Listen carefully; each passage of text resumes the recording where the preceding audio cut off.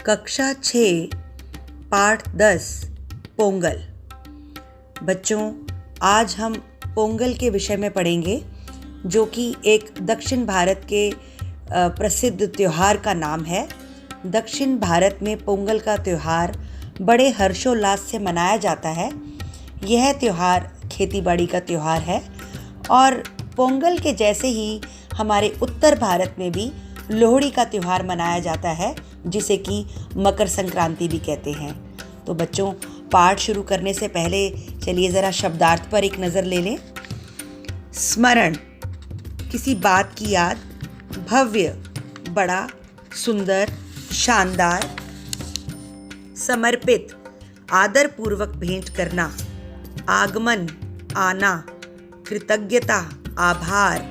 सार्थक, सफल। गोपाल की उम्र करीब 10 बरस की थी। उन्हीं दिनों उसके पिता को कनाडा में नौकरी मिल गई। वे सभी कनाडा चले गए। वहां गोपाल का मन काफी लग गया था। फिर भी उसे बहुत बार भारत की याद आती थी। उसे मद्रास के निकट अपने गांव का स्मरण हो आता, जहां उसके दादा दादी रहते थे। वहां उसे अनेक रंग बिरंगे मेले, त्योहार देखे थे। इनमें पोंगल उसका सबसे प्रिय त्योहार था। तो बच्चों, गोपाल एक छोटा बच्चा था जिसकी उम्र 10 बरस की थी। पिताजी को कनाडा में नौकरी लगने के कारणवश उसको भारत से जाना पड़ा, पर भारत से वो अपना प्रेम अलग ना कर सका, क्योंकि वह अपने दादा दादी को बहुत याद करता था। उसे अपने गांव की याद आती थी और सबसे बड़ी बात कि उसे पोंगल त्योहार की बहुत याद आती थी, जिसे कि वह बड़े चाव से अपने देश भारत में मनाता था। पोंगल को बस 2 हफ्ते ही रहते थे। गोपाल को उसकी माँ ने बताया कि पोंगल का त्योहार तई नामक तमिल महीने की पहली तारीख को, यानी जनवरी के मध्य में मनाया जाता है। माँ ने उसे यह भी बताया कि तमिलनाडु में धान की फसल को समेटने के बाद लोग खुशी प्रकट करने के लिए पोंगल का त्योहार मनाते हैं। गोपाल यह जानने के लिए उत्सुक था कि पोंगल का त्योहार किस प्रकार मनाया जाता है। वह बचपन में मनाए गए पोंगल त्योहार को याद करने लगा। पार्वती गाय उसे आज भी याद थी। दादी माँ पोंगल के दिन उसे सजाती संवारती थी। इसी दिन गांव के बैलों को भी भव्य रूप में सजाया जाता था और गली कूचों में उनका जुलूस निकाला जाता। तो बच्चों, गोपाल को पोंगल का बहुत इंतज़ार था। उसको उसकी माँ ने बताया कि तई नामक महीना, यानी कि जनवरी के मध्य में, जनवरी के महीने को तमिल में तई कहते हैं और जनवरी के मध्य में पोंगल का त्यौहार मनाते हैं। और उत्तर भारत में आपको याद होगा कि उत्तर भारत में भी 13 तारीख को लोहड़ी का त्यौहार मनाया जाता है और 14 को मकर संक्रांति। तो इस तरह से उसको याद आ रहा था कि पोंगल के त्यौहार में क्या क्या होता था। दादी माँ गाय को सजाती थी और बैलों का भव्य जुलूस निकाला जाता था गली कूचों में, और इस तरह से वो पोंगल के त्यौहार को याद करने लगा। 2 दिन बाद ही उसे पिताजी ने बताया कि वे सब 1 महीने के लिए भारत जा रहे हैं। यह सुनते ही गोपाल खुशी से नाच उठा। गोपाल अपने माता पिता के साथ पोंगल से 1 दिन पहले अपने गांव पहुंचा। वहां सभी घरों में सफेदी हो रही थी, क्योंकि अगले दिन पोंगल था। पोंगल से पहले सारी रात पुरानी वस्तुओं की होली सी जलाते हैं। इसी दौरान ढोल आदि भी बजाए जाते हैं। यह सब उसे दादी माँ ने बताया था। उसे बताया गया था कि ढोल को तमिल में बोगी कोटू कहते हैं। बोगी ऋतुओं के राजा इंद्र को समर्पित है। इंद्र नई ऋतुओं के आगमन की घोषणा करते हैं। गोपाल के पिताजी ने जब उसे बताया कि वह सब 1 महीने के लिए भारत जा रहे हैं, तो वो बहुत खुश हुआ। उसे लगा कि अब वो भारत जाकर अपने मनपसंद त्योहार पोंगल को मनाएगा। तो जब वह वहाँ पहुँचा, उसने ये देखा कि घरों में लोग सफ़ेदी करा रहे थे। पोंगल से पहले लोग अपने घरों को साफ करते हैं, सफ़ेदी करवाते हैं और पुरानी वस्तुओं की होली सी जलाते हैं। एक मान्यता होती है कि पुरानी वस्तुओं को जला देने से एक नकारात्मकता समाप्त हो जाती है। आपने देखा होगा जब होली होती है तो होलिका रंग वाली होली से पहले एक रात पहले होलिका दहन होता है, तो उसमें भी जलाते हैं लकड़ियाँ और होली का पूजन करते हैं। तो इसी तरह से पोंगल में भी इस तरह से पुरानी वस्तुएं जलाकर एक तरह से नकारात्मकता को समाप्त किया जाता है। अब उसको दादी माँ ने बताया कि ढोल को वहाँ पे बोगी कोट्टू बोलती हैं। बोगी का मतलब है ढोल। तो बोगी ऋतुओं के राजा इंद्र को समर्पित है और वो ढोल इस खुशी में बजाया जाता है, ये सूचना दी जाती है एक तरीके से कि अब नई ऋतु का आगमन होने वाला है, पुरानी ऋतु समाप्त हो रही है और नई ऋतु आरंभ हो रही है। गोपाल की दादी माँ ने चावल के आटे से फर्श पर बहुत सुंदर सुंदर आकृतियाँ बनाईं। गोपाल ने दादी से पूछा, दादी यह क्या है?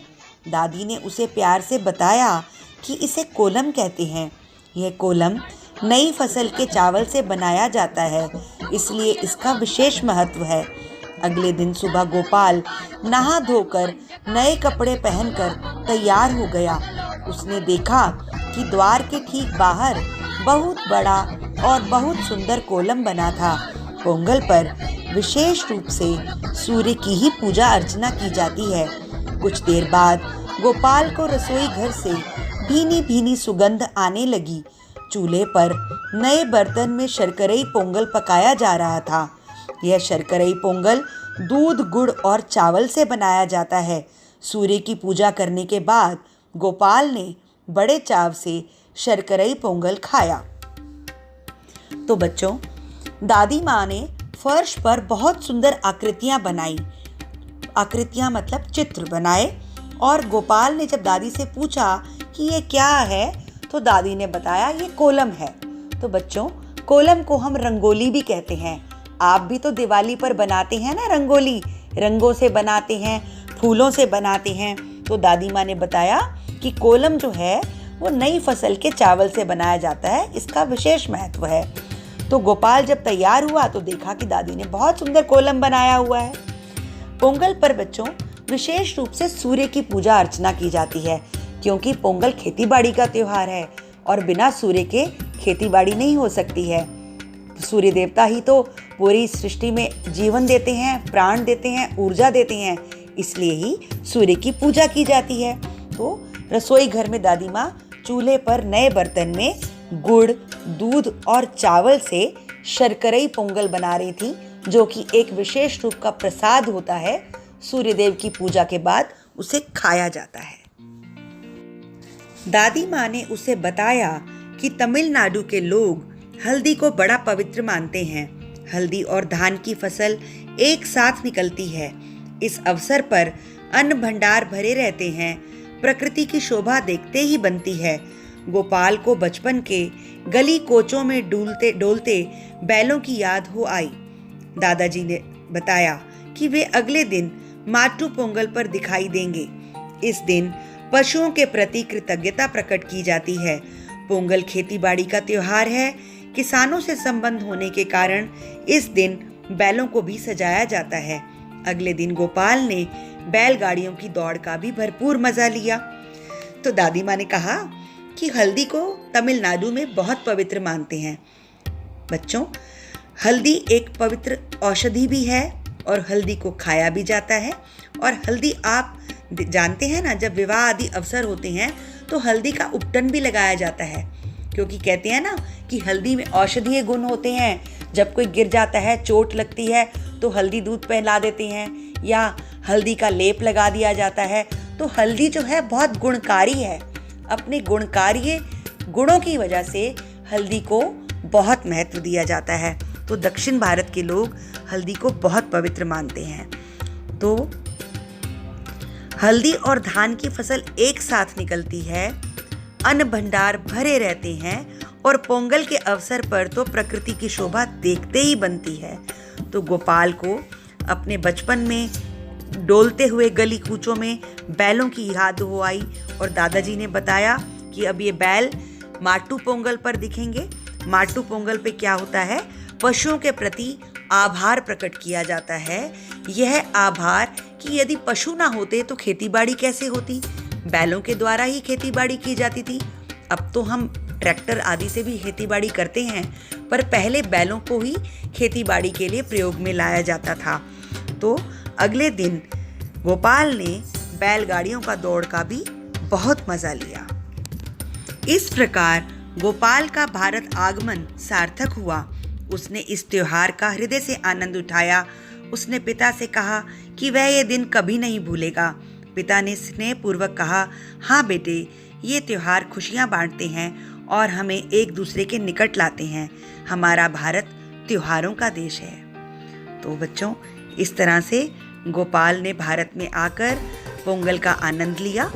और हमारा भारत देश तो त्योहारों का देश है, आप सब जानते ही हैं।